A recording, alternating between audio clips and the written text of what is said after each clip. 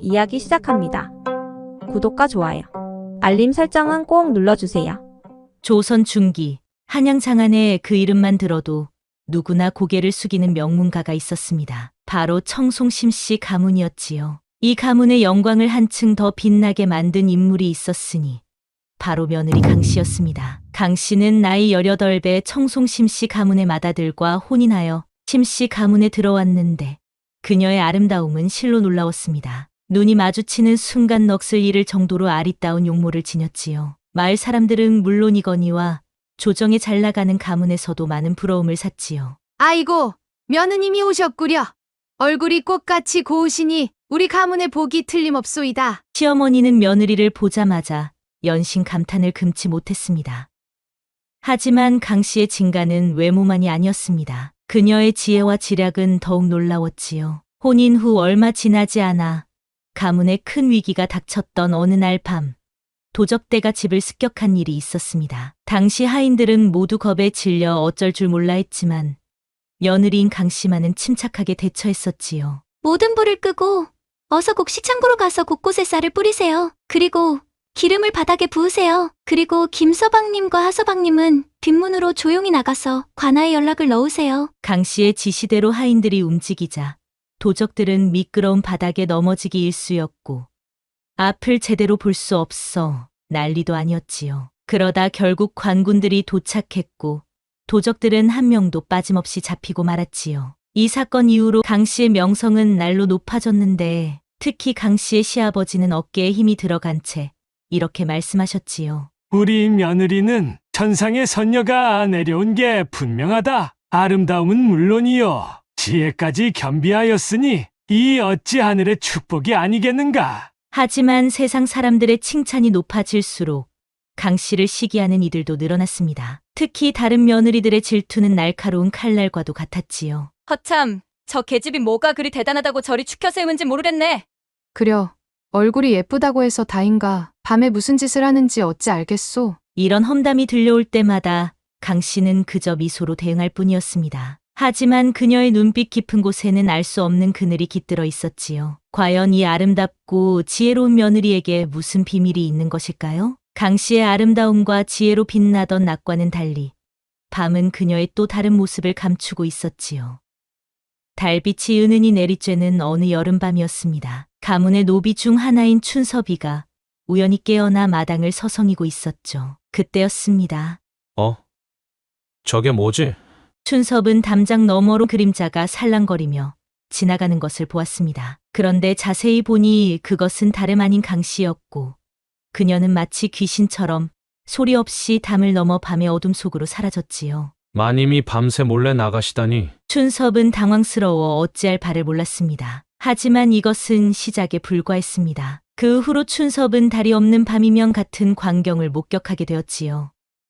강씨는 마치 연기처럼 살며시 담을 넘어가곤 했습니다. 그녀가 입은 옷은 낮에 입던 고운 비단 옷이 아닌 거친 검은색 무명옷이었습니다. 도대체 마님은 어디를 가시는 걸까? 춘섭은 결국 호기심에 못 이겨 어느 날 밤 그는 용기를 내어 강씨의 뒤를 밟기로 했습니다. 강씨는 한양의 뒷골목을 종횡무진 누비며 걸어갔습니다. 그녀의 발걸음은 빠르고 확신에 차 있었죠. 마침내 그녀는 한 기방 앞에 멈춰 섰습니다. 아니, 저기는 남원 기방 아닌가? 남원 기방은 한양에서 가장 유명한 기방 중 하나였습니다. 양반들은 물론 왕족들까지 드나드는 곳이었죠. 잠시 뒤 강씨가 주위를 살펴본 후 재빨리 기방 안으로 들어가는 게 아니겠습니까? 청송심씨 가문의 며느리가 밤마다 기방을 드나든다니 이는 가문의 명예를 송두리째 무너뜨릴 수 있는 일이었습니다. 아이고, 이를 어쩌면 좋을꼬.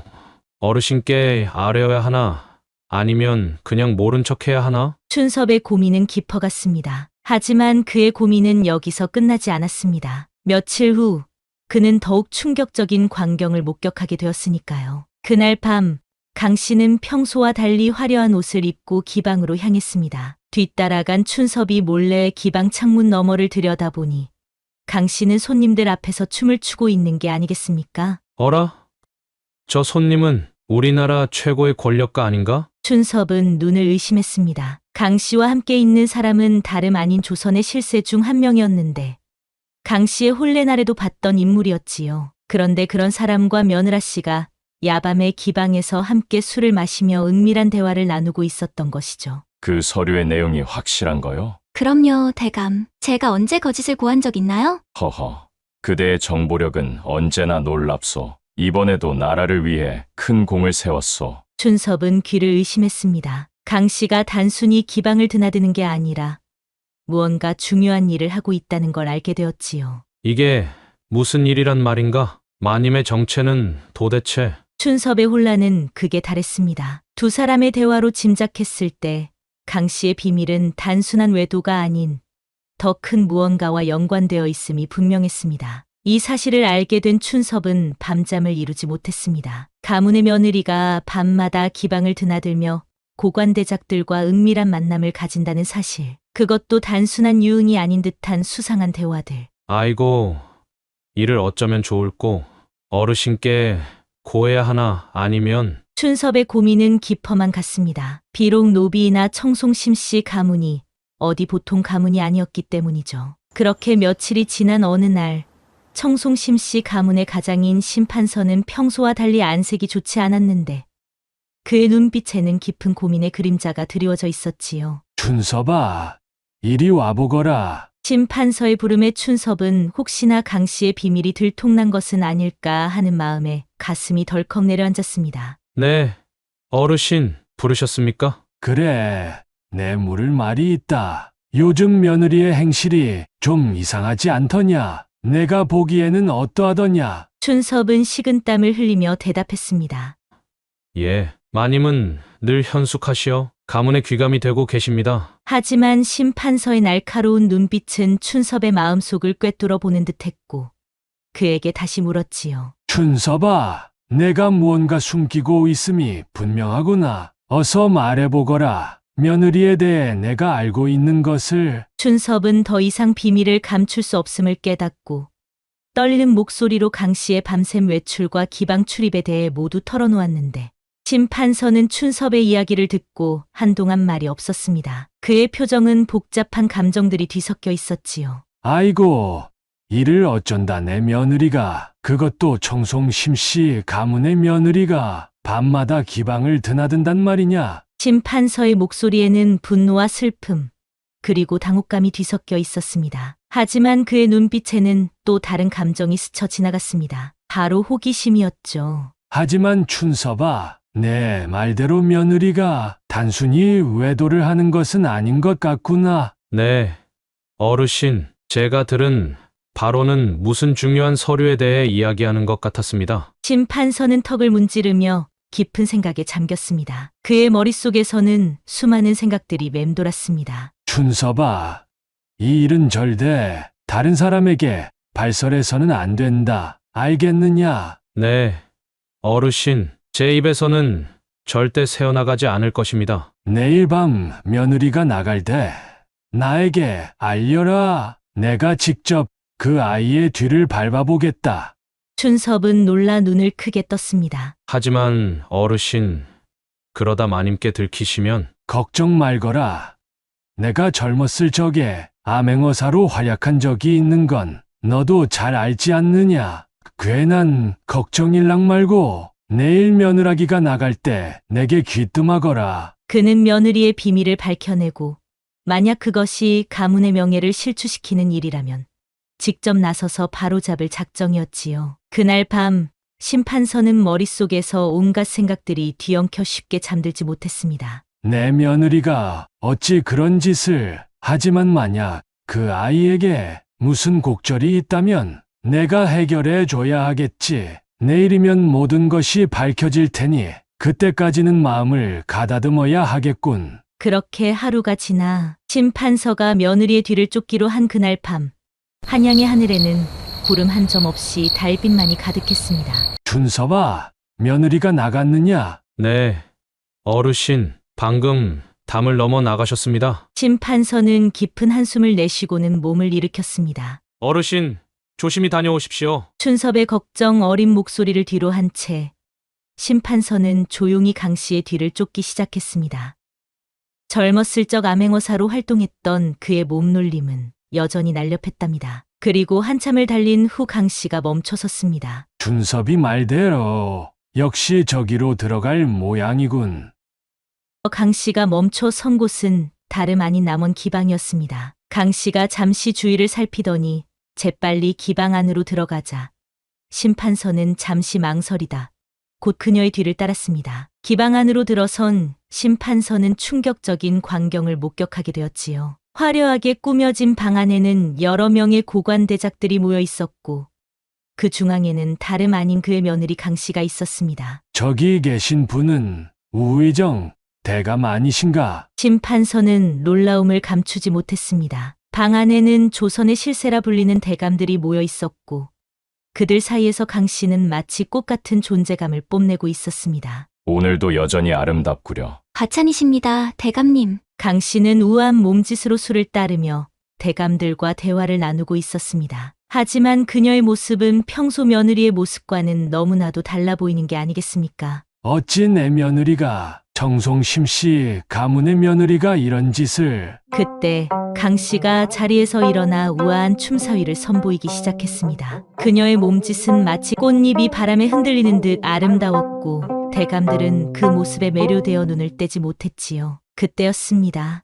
갑자기 방 안의 분위기가 바뀌었고 대감들의 표정이 일순간 진지해지더니 강 씨 역시 평소와는 다른 날카로운 눈빛을 보이며 대화를 이어갔지요. 자, 이번에는 어떤 소식을 가져왔소? 우의정 대감의 질문에 강 씨는 조용히 대답했습니다. 대감, 이번에 얻은 정보는 매우 중요합니다. 북방의 여진족이 우리 조선을 침략할 계획을 세우고 있다고 합니다. 모시, 그것이 사실이오? 네, 확실합니다. 제가 직접 확인한 정보입니다. 심판서는 이 대화를 듣고 충격에 빠졌습니다. 그의 며느리가 단순한 기생이 아니라 중요한 정보를 전달하는 첩자라는 사실을 알게 된 것이죠. 아이고, 이를 어쩐다. 내 며느리가 나라를 위해 이런 위험한 일을 하고 있었다니. 심판서의 마음속에는 복잡한 감정이 교차했습니다. 한편으로는 며느리가 기방을 드나든다는 사실에 대한 분노와 실망감이 있었지만 다른 한편으로는 그녀가 나라를 위해 중요한 일을 하고 있다는 사실에 대한 자부심과 안도감도 있었습니다. 그때였습니다.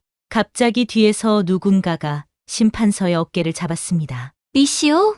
놀란 심판서가 돌아보니 그곳에는 강 씨가 서 있었습니다. 아버님, 여긴 어쩐 일이십니까? 심판서는 할 말을 잃은 채 그저 며느리를 바라볼 뿐이었지요. 두 사람은 말을 잊은 채 잠시 서 있더니 강 씨가 먼저 입을 열었습니다. 아버님, 제가 나중에 모든 것을 설명해 드릴 테니 어서 여기서 나가셔야 합니다. 이곳은 위험합니다. 강 씨는 급히 심판서를 끌고 기방을 빠져나왔습니다.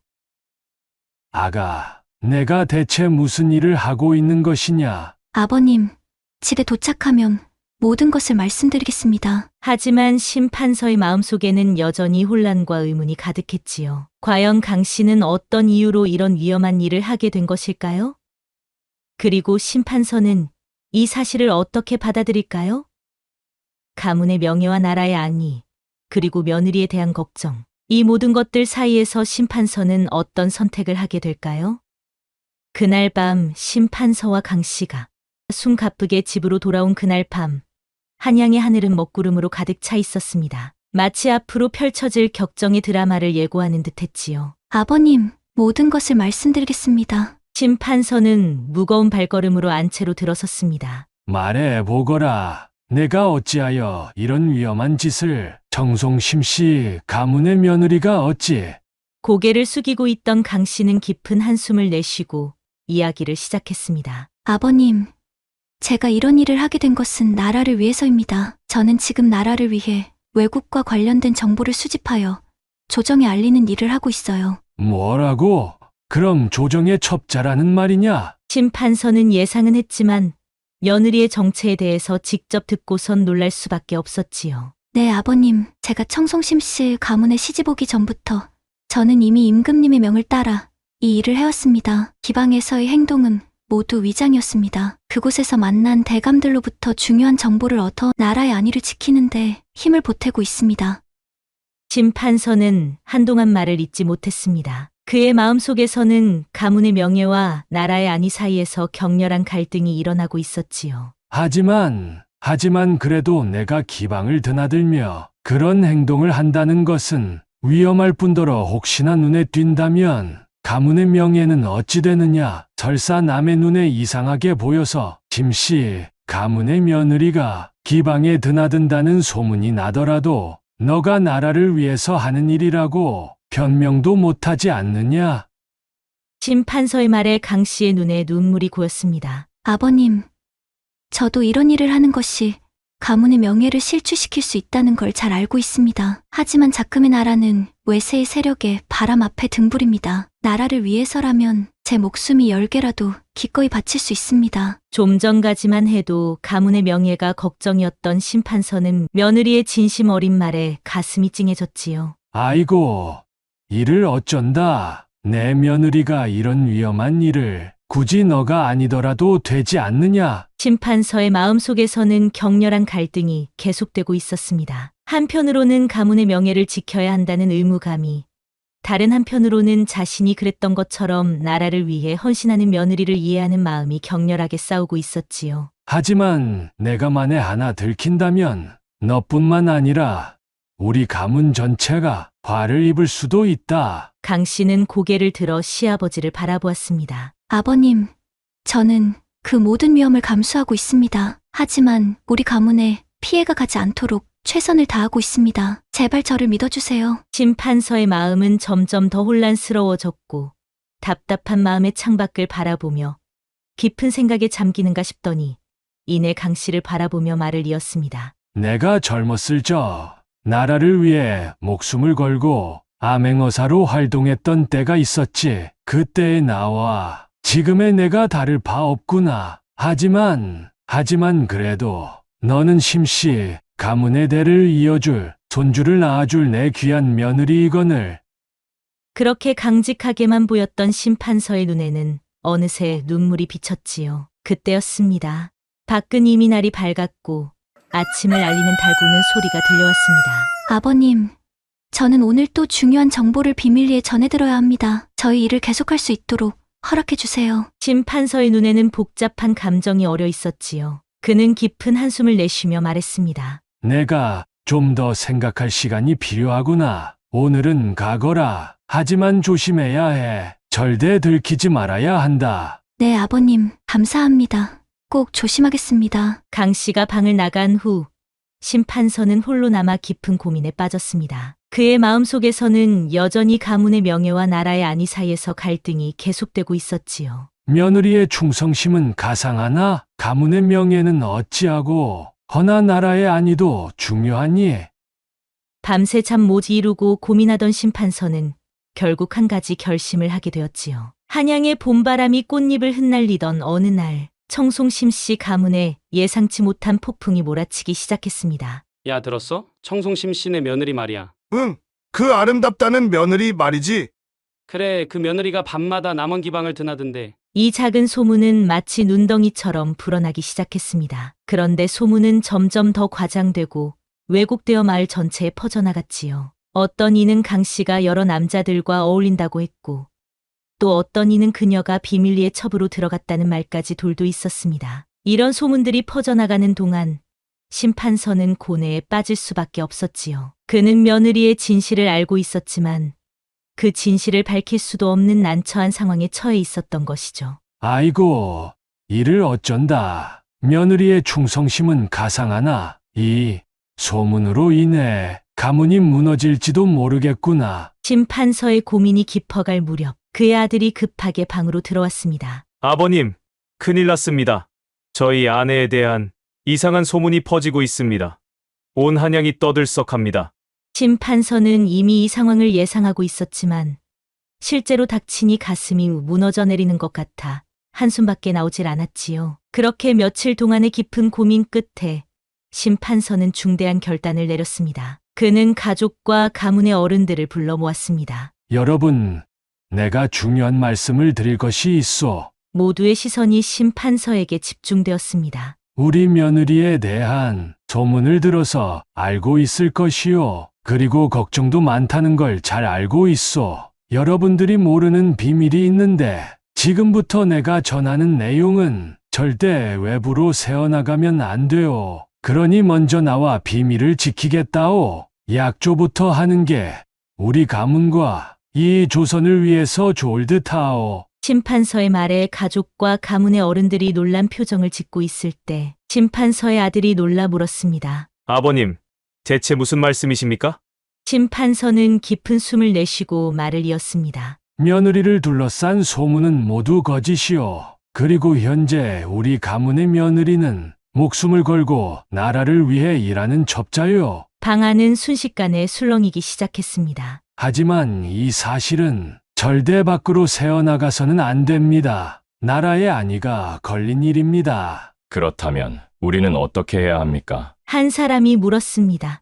심판서는 결연한 표정으로 대답했지요. 우리는 이 소문에 대해 침묵을 지켜야 합니다. 가문의 명예를 지키는 것도 중요하지만 나라의 안위가 먼저며 더 중요하오. 그의 말에 모두가 고개를 끄덕였지만 여전히 불안한 기색이 역력했습니다. 그러나 이미 소문은 걷잡을 수 없이 퍼져나가고 있었습니다. 청송심 씨 가문의 친척들과 인척들도 하나둘씩 등을 돌리기 시작했습니다. 이러다가는 우리 가문이 완전히 망하고 말 것이오.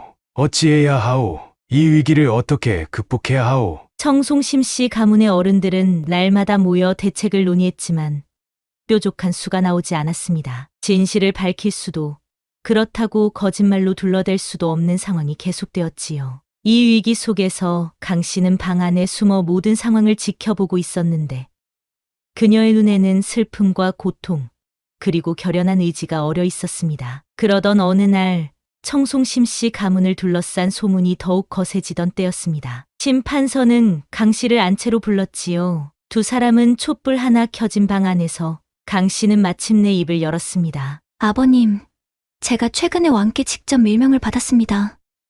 현재 임금께서도 조만간 적국 세력이 현 조정이 혼란한 틈을 타 해안으로 침략할 것이라고 예상하고 있습니다. 하지만 조정 대신들 중에는 이미 적국의 첩자도 있는 상황이지요. 심판서는 요즘 며느리가 평소보다 자주 밤에 나서는 모습을 보고 예상은 했지만 직접 듣게 되니 충격이 더 컸습니다. 그렇다면 내가 기방을 드나들고 대감들과 어울리는 것도 모두 강 씨는 고개를 끄덕이며 말을 이었습니다. 네, 모두 적국의 정보를 캐내기 위한 것이었습니다. 제가 기방에서 만난 이들 중에는 적국의 첩자들도 있었고 우리나라의 중요한 정보를 흘리는 자들도 있었지요. 심판서는 한동안 말을 잇지 못했습니다. 이미 한 차례 강 씨에게 들었지만 이번에는 더 위험한 듯 느껴졌기 때문이지요.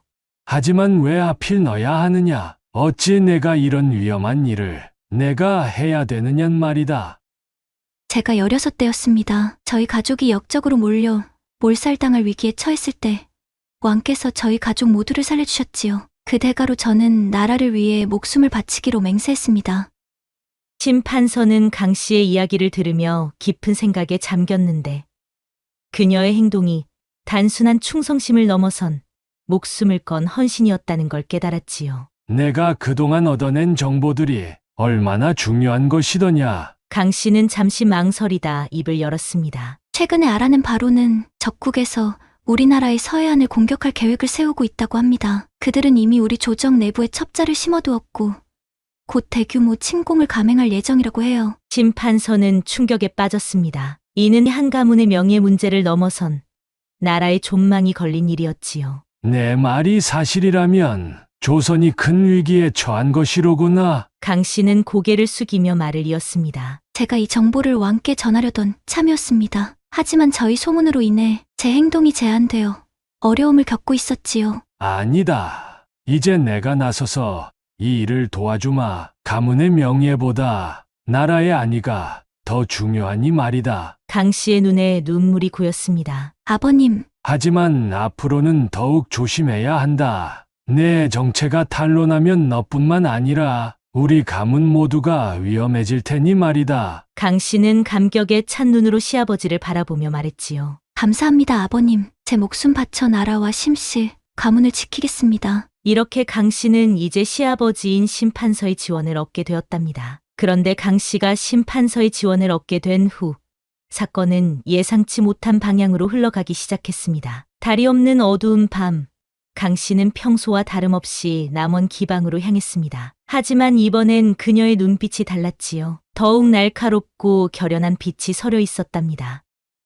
기방에 들어선 강 씨는 여느 때와 같이 손님들 사이를 오가고 있었는데 그녀의 눈에 낯선 사내 하나가 들어왔지요. 그 사내의 눈빛에서 강 씨는 무언가 위험한 기운을 느꼈답니다. 아이고, 나리, 처음 뵙겠습니다. 제가 한 잔 술을 올리겠습니다. 강 씨가 다가가 술을 따르자 사내가 그녀의 손목을 잡으며 말했습니다. 내 이름이 뭐더라? 난 너같이 고운 여자는 처음 보는구나. 강 씨는 당황한 기세가 없이 미소를 지으며 말했습니다. 소녀는 청이라고 하옵니다.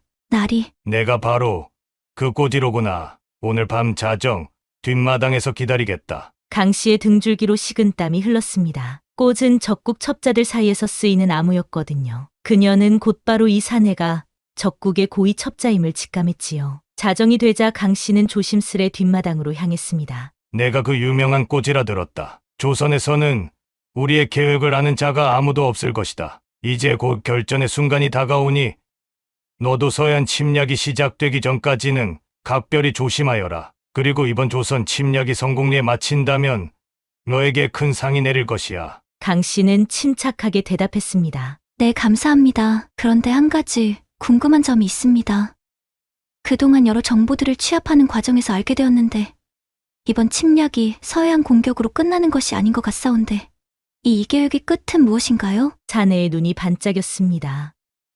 그래, 이번 서해안 공격은 그저 시작에 불과하지. 우리의 진짜 목표는 조선을 완전히 점령하는 것이야. 그리고 바로 그 순간이었습니다. 강 씨의 신호에 따라 숨어있던 조정의 1급 병사들이 일제히 뛰쳐나와 사내를 순식간에 포위했습니다. 이럴 수가! 내 놈이 감히! 곧 너의 정체가 무엇이냐? 우리의 밀정이 아니었나? 나는 조선의 왕께 직접 밀령을 받아 이 임무를 수행해왔다. 너희 나라의 모든 계획은 이미 우리 손바닥 위에 놓여 있었지. 이 일을 계기로 내 놈과 우리 조정에서 활약 중인 첩자들을 모두 잡아내는 것이 바로 나의 임무였다. 당신의 계략은 여기서 끝났어. 이제 수십 년 동안은 조선을 위협할 수 없을 것이다. 그렇게 그날 밤의 사건이 마무리되었고 이 사건으로 적국의 침공 계획이 모두 밝혀졌습니다. 그리고 강 씨의 활약 덕분에 조선은 큰 위기를 모면할 수 있었지요. 소식을 들은 왕은 크게 기뻐하며 강 씨를 궁으로 불렀지요. 과인의 눈이 틀리지 않았구나. 너의 충성심과 지혜가 아니었다면 우리 조선이 큰 화를 당할 뻔했어.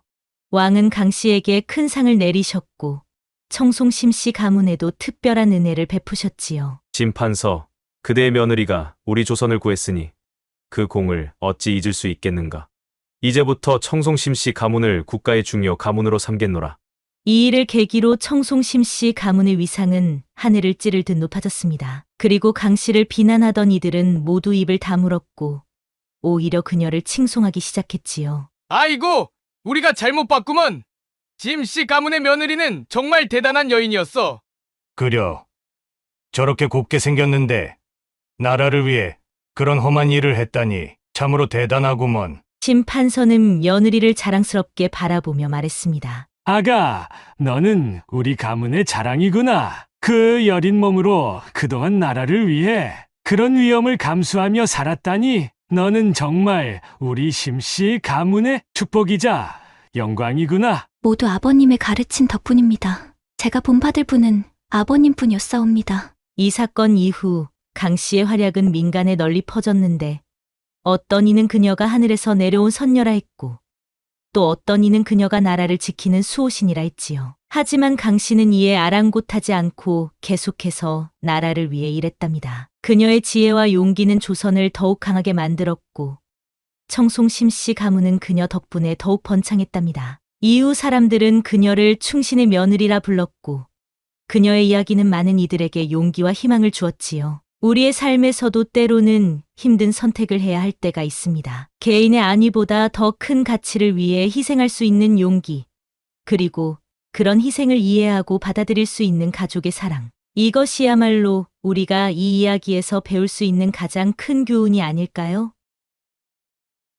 야담TV 채널을 시청해주셔서 정말 감사합니다. 앞으로도 재미있고 유익한 영상을 만들기 위해 노력할게요. 구독과 좋아요, 알림 설정도 꼭 해주세요.